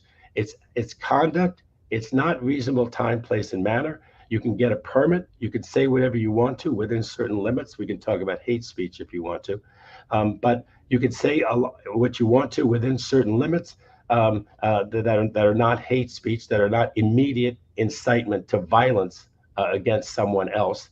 There's a case where some white people, I don't know if they were white students, but they want to intimidate black students at a university or college. And there was I guess it was in Mississippi, there was a statue of Meredith, who I think was the first person to integrate either the University of Mississippi or Alabama. There's a statue of him, of a black man, a statue of a black man. They put a noose around his neck and screamed all kinds of intimidating things at black people. No, that's not free speech. But within the limits of free speech, you can get a permit, reasonable time, place, and manner. You can't interrupt finals. You can't stay there all night. And my understanding of the law is that you cannot get a permit that allows you to stay overnight. When you're done with the demonstration, you have to leave. And if you look at the demonstrations in the late 60s, which I was proudly a member of, the mobilization against the war, efforts to have less discrimination in the country, the same kind of things that Martin Luther King Jr. was pursuing.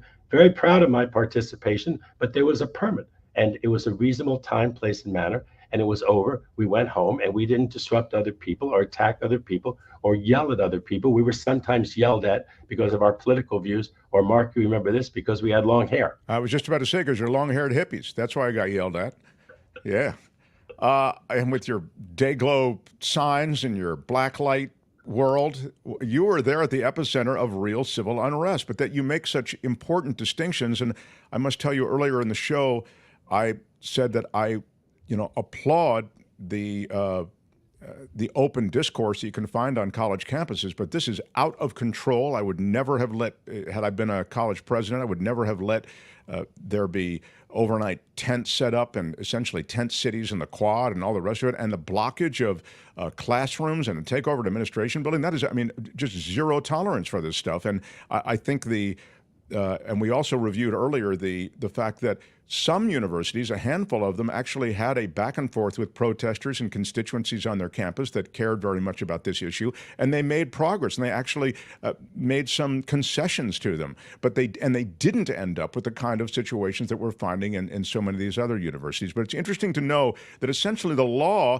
allows these university presidents and allows these authorities to make arrests on campus. Well, they have to make the arrests, of course, in the most appropriate manner possible. They can't engage in, you look back at the 1968 Democratic National Convention in Chicago. I was a little bit too young to have gone and protested there. But that was a police riot, so found by the Blue Ribbon panel that investigated it. And the cops did just want to beat on people. And so you can't have that. But, we're so much more sophisticated. The people who say, well, the Democratic convention that's going back to Chicago this summer, maybe it'll be just like, Richard Daley's thugs and, what happened there. The whole world is watching. Well, the law enforcement learned an awful lot from that. And these conventions now, like the one that's going to be in Chicago now, is not going to be a bunch of rogue, out of control police officers. It's going to be very professional. They train for this. They put money into this. They know what they're doing. There will be provocateurs. There always are. There are people who are, agent provocateurs. They want it and to be a disaster. And I would look to, people who are in favor of Trump, definitely, because they hope that they can get ahead by there being this perception that there's so much crime and disorder. And of course, we all know what happened in 1968. A lot of people think that the outside agitators and the excesses of some of the demonstrations, some of the riots on campus that were completely out of control in those days, elected Nixon.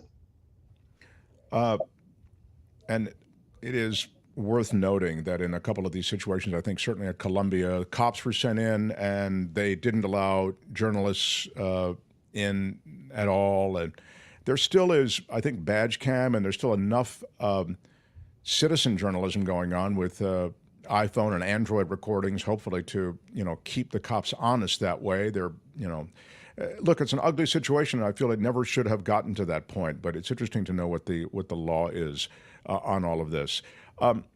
And now I want to double back for a moment to Trump, and then I'll let you go. My double back is about a prediction. First, I want clarification. All Trump needs, David Katz, is he needs one juror, right? Well, you keep hearing that, Mark, and by now there's so much coverage, and a lot of times I'm part of it. There'll be four of us on a panel, and someone will say that, and I have to kind of bite my tongue because, is it really appropriate on the panel? And I don't want to be, I don't want to get into that thing where they put us both on the screen, and they're doing that, point counterpoint. The famous thing from Saturday Night Live where the one guest says to the other guest, "You ignorant slut," and it becomes that kind of. To me, that's no way to put out the legal opinions or the news and stuff. So like is it not one juror that Trump needs? Well, here's the point. Okay, it would be a hung jury. It would be tried again. Yes, it would be a way not to be convicted, not to be found guilty before the election. It's hard to imagine that they could put on a retrial. And of course, the people's interest kind of tends to flag. But it's like the Harvey Weinstein. Harvey Weinstein is going to have a retrial in New York. And I imagine that the witnesses who are properly allowed to testify, they're going to show up again. There's no reason to think that they wouldn't show up again. Will it be traumatic to tell their story again? Yes.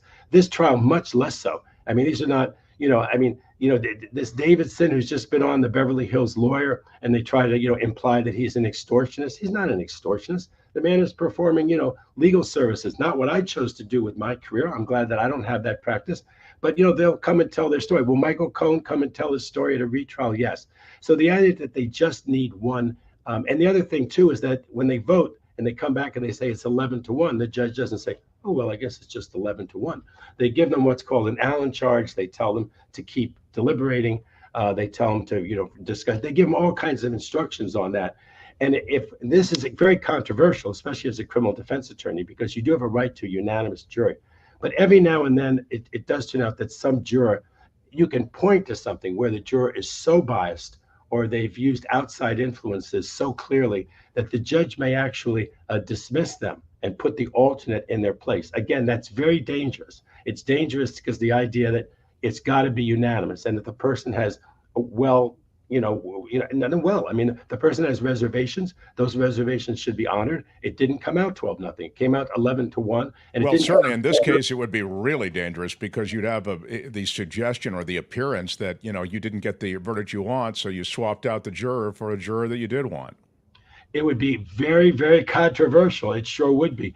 But if the person was, clued into Trump social all the time, and you could show that, the person said, look, I've seen on Trump's, they said in the jury deliberations, I've seen on Trump social that Trump is not, the feds didn't charge it. So that's good enough for me. The feds didn't charge it. Now the state is charging what the feds could have charged. If the feds didn't charge this guy, they charged John Edwards, all the things that we talk about politically. If that was the person's whole mindset toward the case, and that was revealed to the judge, and the person said, yes, that's my mindset, I think that person would be removed from the jury. A substitute juror would be put in their place. And yes, if that person is then convicted, you have an appellate issue.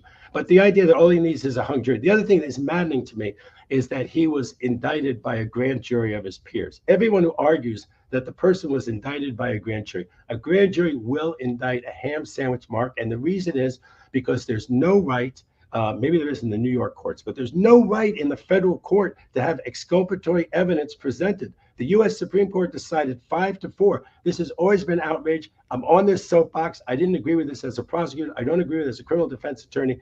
There's two witnesses in the bank. One of them says the robber was 5'4". The other one says he was 6'4". The defendant that they want to indict is 5'4". They could call the witness who said the guy was 5'4" and not call the witness who said the guy was 6'4". And that is a properly returned indictment in the federal system. Now, of course, that's an example that we give to show the absurdity of not having. I know we would make all these issues with criminal defense attorneys. You didn't present this exculpatory evidence. That was really exculpatory. We'd fight about it. Every indictment would be suspect because we'd say they didn't present exculpatory evidence. I get that parade of horribles. But mine is a really bad horrible. And when you have a case like that, that indictment should be thrown out. The other thing is it's not an adversary system. So the defense doesn't get to put on anything. So all the people who argue that there's a safeguard of the grand jury nowadays in many states, including in New York, Trump did call one witness. If you remember the situation, the indictment got delayed for a week or two while Trump did call an exculpatory witness. So, of course, that's what we always say. The only people who have really fair trials are police officers. Fair criminal trials are police officers when they meticulously follow all the rules. And they probably did meticulously follow all the rules, but still the standard in the grand jury is probable cause, and not even beyond a reasonable doubt. So the fact that he was indicted doesn't mean much to me. But the fact that he has 12 jurors, Mark, I think they're really going to try to do their duty. I said at the beginning of the case that this was a very tough case. I said that back in March 2023 when you and I were talking about it being charged. I said all that may happen is that the DA is playing into Trump's hands. Why would the New York District Attorney want to bolster Trump's political fortunes in 2024? I said that back in March 2023, and that may be what comes to pass. I think that this jury is going to really bend over backwards to be fair, and I think Judge Merchan, who's taken a lot of incoming, I think he's been very fair in his ruling so far. But let me get clarity on that. You think net, if Trump is found, well, net, tell me, political win, but legal loss and political loss? What's Katzadamas feel net on all of this, on the Trump trial in Manhattan? Net, I think that the district attorney, especially after announcing that he would, if elected, prosecute Trump, I think he should have not prosecuted Trump. But we are where we are. I think there's a good chance that he'll be convicted only of the misdemeanor. The falsified business records. It has to be in furtherance other unlawful act, which is violating federal campaign laws or state campaign laws. I think that the key thing, although they're trying to set it up, Mark, to give all of this anticipatory corroboration for Michael Cohen and to get the jury ready for that, there's a point where Trump says, pay her cash. And Michael Cohen says on a tape recording that the jury's going to hear, he says, no, I got this all covered. From the time that Michael Cohen says, I've got it all covered, Trump is going to say he was an attorney. He was a smart attorney. I used him for a lot of things. He'd had a lot of success. He figured he had it all covered. He had it all covered. That somehow this was lawful. The guy wasn't going to get himself disbarred. He hadn't gotten himself disbarred in all the years he's been representing me. Why would I think he was going to get disbarred over this? Why would I think he was going to be violating federal or state campaign finance laws? The prosecutors are going to argue, well, Michael Cohen told that to him. He told him it was a felony. He told him, I'm going to take care of it, but not because it's legal. I'm going to figure out a way to dance around it. And that's where they're going to have a problem, I think, with proof beyond a reasonable doubt. That Trump is going, they're not able to show beyond a reasonable doubt, Mark, that Trump didn't just leave it in the hands of Cohen, figuring out that he knew a lot more of the legalities and the law. Remember, this was happening 2 weeks before the presidential election, which cuts two ways. One, that he desperately needed to silence her, and he didn't care if he broke the law to do it. But the other way is a woman's awfully busy, like Hillary and he were, running for president. How much time did he really have to parse this all out? And when you have different scenarios, remember, reasonable doubt means that if there's two different scenarios that make sense, not guilty. Wow. So I'm worried about the felony, but I think he will get unanimously found guilty of the misdemeanor. And he'll argue, wow, all that work and all that expense for what's basically a traffic ticket. Right. And I'll remind everybody on the gag order stuff that David's made the point here before that Donald Trump is allowed to go off on the judge and go out on what a partisan judge he is. And, you've reviewed for us before that that's totally cool under the gag order. But as you've also said in our visit today, when he starts going after some of the others who are in the prosecutor's office, et cetera, that is a clean violation of the gag order. So we'll watch for that. Let me say one last thing. And the jurors, that one's outrageous. And we saw that this one, now she was outed a little bit by the press, I think, who reported, and the judge wasn't careful enough to keep it only in chambers. So they knew that she worked at a particular hospital in New York. And she took herself off the next day. She said, I didn't sign on for this. But I think that he'll stay away from the jurors, Mark. And of course, that's absolutely essential, that there not be any commentary like that's untoward about the jurors that exposes in any way the jurors. And I think the judge is all over that right now. to make sure that people in the courtroom, I don't know if they have to sign. I wasn't actually in the courtroom. I was in New York doing this, and it was awfully interesting seeing some of it, but I didn't actually get in the courtroom. What I love about David Katz in New York and on New York media and Fox 5 and the Fox News Channel and these other places where you show up, I love that they also ask you to comment on things. Eyewitness News in New York, I think, had you on. They ask you to comment on cases that are big deals to New Yorkers, but that we've barely heard of in California. You know what I mean? Something that happened in the subway or in a cab or something. So I love that you're able to, review the specifics there, and immerse yourself in the law such that you're able to be an expert on things that, don't make national news. They're kind of important to New Yorkers, as well as obviously the Trump Manhattan trial, which is, larger than life. So always enjoy. Yeah, go ahead. I'll be on Times of London early tomorrow morning. So if any of you have a flight over the pond, turn on your radio in the morning. Times of London. Times of London, everyone. Thank you so much. Thank you so much, the great David Katz, everyone. Thank you, David. Thank you. Katzodamus. Yeah, the love of the Brits is here among us. So, The Mark Thompson Show. It's always great to talk to David Katz. I still have Make him you big, me little. There you go. I have in my magic bag a couple of things I still want to get to today. But I ask you, Kim and Albert, is there anything I need to respond to? Maybe some fresh trolling, maybe some comments, some cute comments, maybe some comments just welcoming me back, Albert. Are there any comments welcoming? Please, folks, please. We do have some super stickers right here from Trevor. Trevor, come on, Trevor Maxon, $20. I just love your show. Big shout out. Big shout out, Trevor. I thank you so much. Thank you so much. And I share your love of the show. I love it also. Thank you so much. I do. I'm sorry. Is that not cool to say? I love our visits. I really do. Thank you, Trevor. Kathleen Bryant with $9.99 super sticker. Big shout out. Big shout out. Kathleen, thank you. Thank you. We appreciate. We're a crowd-funded show. So, and I understand we have some small sponsorships here. Tenuta, we're so grateful for them. Coachella Valley Coffee, so grateful for them. And apart from that, though, we're crowd-funded. So when the crowd steps up with funding, we make a big deal out of it. So big shout-out to everybody. Big shout-out. Thank you very, very much. It really does matter. I have some stuff. One of the things that happened while I was away, and I wanted to note it. It involves weed, as you know. Where are my weed smokers at? Exactly. I think there's a little more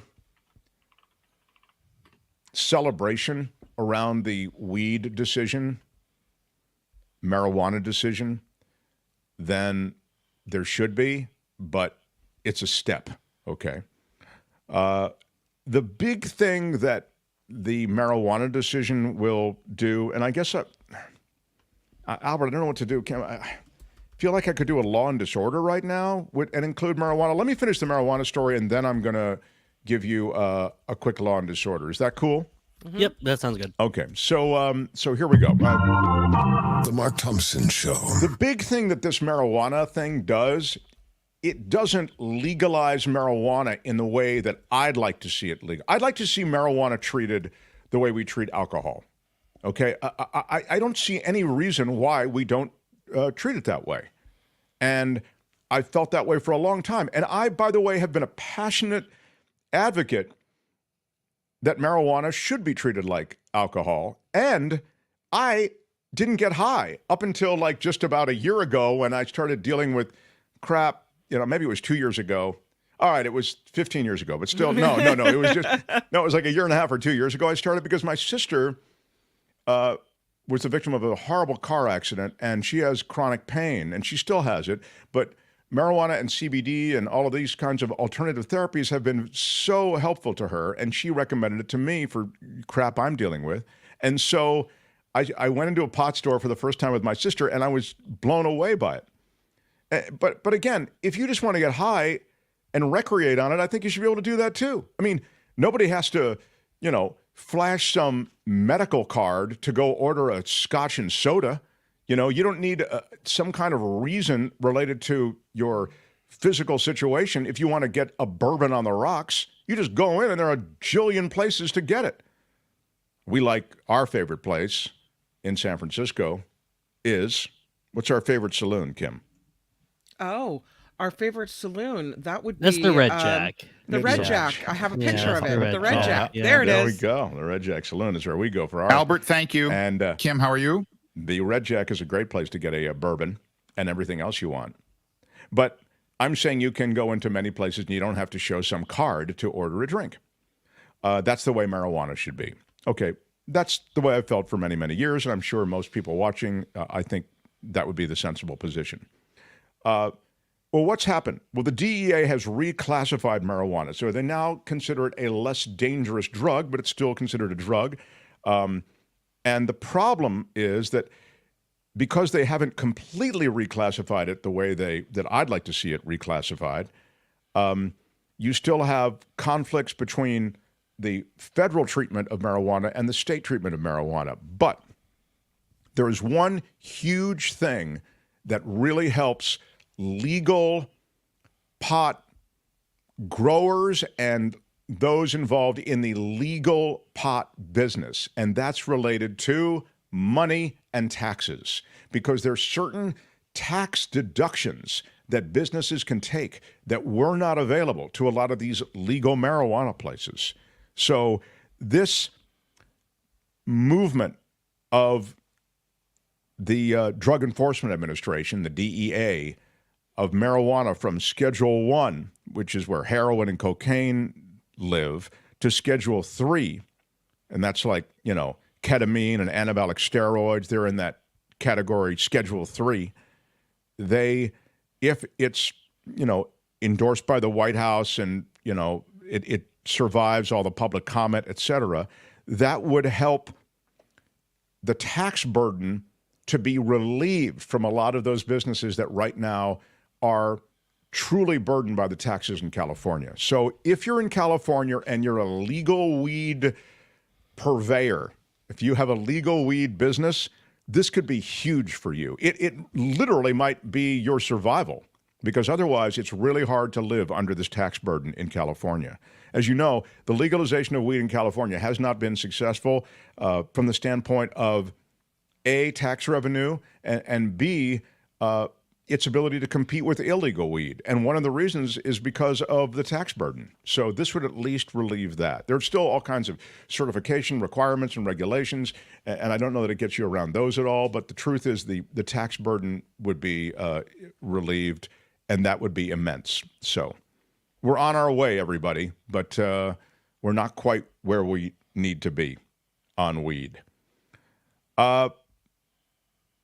I did want to get to it, though, because I thought it was pretty big that it happened while I was away. Now, without any further delay and further distraction, The Mark Thompson Show. There is some other stuff going on, and we do it in a segment we call Law and Disorder. In the criminal justice system, the people, pimps, addicts, thieves, bums, winos, girls who can't keep an address, and men who don't care, are represented by two separate yet equally important groups. A cop, a flatfoot, a bull, a dick, John Law. You're the fuzz, the heat, you're poison, you're trouble, you're bad news. These are their stories. So let me just segue to magic mushrooms, if I can. All right. Well, I guess there's some support for magic mushrooms. The question is, and this question is being played out in the Ninth Circuit Court, do dying people have a right to magic mushrooms, to psychedelics, to ease their pain, their plight in their days, weeks, months, oftentimes, that they are at the end? Is that what magic mushrooms do? It's psilocybin? Is that how they say it? Mm-hmm. Psilocybin. Mm-hmm. And MDMA, yeah, they may alleviate end-of-life suffering, anxiety, depression. These are all things that, sure, can affect you at the end of your life. And that is what these magic mushrooms, to be, you know, that's the street jargon. I'm kind of hip that way, and so I threw that in, magic mushrooms. But that's what that stuff is. So that's now this question before one of the nation's highest courts. A Seattle-based palliative care physician is appealing a U.S. Drug Enforcement Administration decision that bars him from prescribing psilocybin. Is it Silo or Salo? I forget what you told me. Silo. I think Silo, it's sorry. psilocybin, yeah. Psilocybin to his late-stage cancer patients. So again, the DEA, the same DEA that we were talking about in relation to marijuana, they are barring this palliative care physician They're dying. The people are dying. Who cares? Let them have what they want. These right to try laws is what they're calling them. And they would give terminal patients across so many different situations access to experimental drug therapies before they're approved by the U.S. Food and Drug Administration. 40 states, including Washington and California, have laws like that in place. And Congress passed a federal version in 2018. So these are right to try laws. That's what they're called. I have patients who want to try it, this kind of assisted therapy for existential distress, says the doctor. And there are lots of studies that support this. The DEA has denied the doctor's request, arguing that therapeutic use of this psilocybin remains banned even for terminal patients. This is under the Controlled Substances Act of 1970. It lists the drug as Schedule 1, a narcotic with no recognized medical use. The agency said that the doctor could only work with this drug if he gets a license to do so as a researcher, not as a regular part of his palliative care. So this is a case that is now pending before the Ninth Circuit. It's one of two cases, by the way, that this doctor now has, and good for him for trying not only to do good for his patients, but for doing the really difficult thing, which is to argue against the U.S. government, the DEA, in court. The second case is asking the DEA to simply reschedule psilocybin, making it available for therapy, just not just research, which is what they're requiring now. We'll keep you posted, but yeah, we have Grady here. He said he uses a mushroom microdose for cluster headaches, and he said it saved his life. Yeah, there you go. I mean, I think we've done, and we had a guest on about this, remember? Yeah, I do. So, and even Deirdre says, my son microdoses for his depression. It really helps him. What's interesting? Well, what was interesting, I don't know, I lost Kim there, but what I'm going to tell you is that Gavin Newsom vetoed a bill last year. Yeah. Gavin Newsom vetoed a bill that would have decriminalized both psilocybin and other natural psychedelics. And even a more recent effort to put decriminalization on the state ballots failed. So even as we push forward, and it seems so clearly helpful, this liberal governor, Gavin Newsom, vetoed the bill that would have decriminalized it. Go ahead, Kim, you cut off. That's why. Oh, sorry about that. Yeah, no, I was reading a study about psilocybin outperforming other treatments in easing depression in a new study. And psychiatrists have been calling for studies of this, saying, maybe there's anecdotal evidence, but we need more evidence before we start really getting behind it. So the study was done at the University of Oxford, and they looked at 436 people with depression in clinical trials, and they said psilocybin provided a significantly greater change in depression scores than any of the control treatments. So just some more evidence that there is something to it, that it does make a difference for people. And something now, it has to be sourced illegally for these patients. You're told you have a finite amount of time, gather your loved ones around you. You're told these end-of-life things that can't help but depress you, create insane, indescribable anxiety, and you're not allowed to try this stuff? It's outrageous, man. It's absolutely outrageous. This is from a crew that, is always telling us, we want you to have freedoms. The same thing is true now in Florida. We want you to have freedoms. We didn't like the COVID restrictions, but we now have a 6-week abortion ban. I mean, it's like, how do you square these two things? I mean, either we've got freedoms or we don't. And so it's really a failure in this in modern society that we are still kind of wrestling with this stuff. So you cannot say you love your country. Well, I don't love that part of my country, I'll tell you that. A former NSA employee sentenced to almost 22 years. Ooh. Yeah. They're not messing around with that. Trying to sell secrets to Russia. Jare Sebastian Dalke, a 32-year-old Army veteran from Colorado, briefly worked at the NSA, was reapplying to the agency when he tried to sell classified information to a person that he thought worked for the Russian government. Actually worked for the FBI. Gotcha. Oops.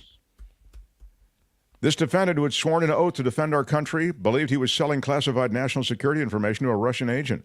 My bad. I'm sorry. No, that's not going to cut it. Sorry, Whoop.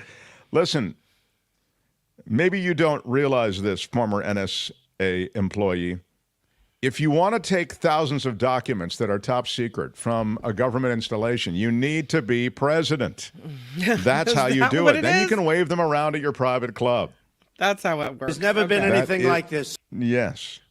Don't try it on your own. With full and complete immunity. Yeah. Precisely. Well, in one of the more bizarre crimes in Southern California,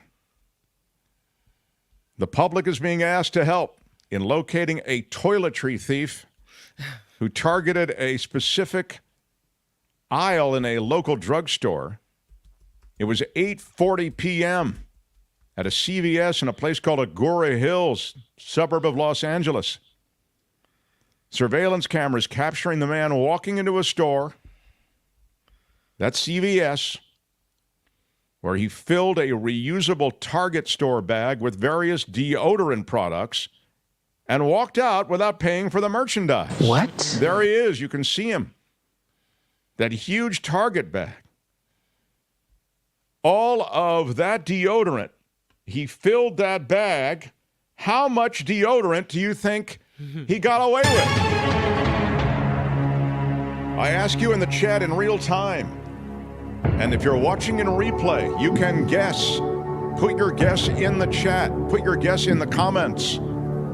What was the total amount of deodorant stolen? $42? No, I need the dollar amount. I need the dollar amount. What did it all add up to when he's stolen that deodorant in the Target bag? Of course, this lawless deodorant thief is being sought by authorities. Less than $900, says Motorrect. $25, says Wes. $30, says John Slade. $600, says Wes. $743, says Eric. Nope. The actual, of course, Trevor Starr in Hollywood says $11,780. Right. $200, says Valerie. Ron says $431. I like that you made it $431 and not $430 somehow. That's a great Price is Right tip. Yeah, it's a Price is Right move. That's exactly right. $550 says. Karen says $1,780. The actual retail price of all the deodorants snatched by the great deodorant thief of Southern California. $1,196.98. Wow, I mean, that is a brutal amount. I have a question. So presumably he steals it to resell it, right? Mm-hmm. Probably.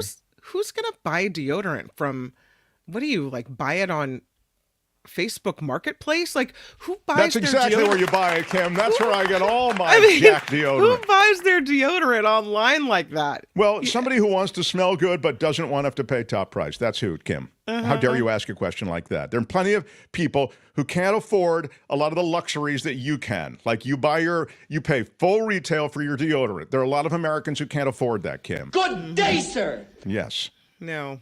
Yeah, I like to use the native brand of deodorants, and those are like $10 to $12 a pop. So if I could get it cheaper, Kim, you'd buy it from a street corner, or you'd buy it from some random online. I mean, you can still pop it open and see if it's in good shape, Kim. It's not like it's not some random, Kim. I mean, you've probably done business with this deodorant outlet. No. Before.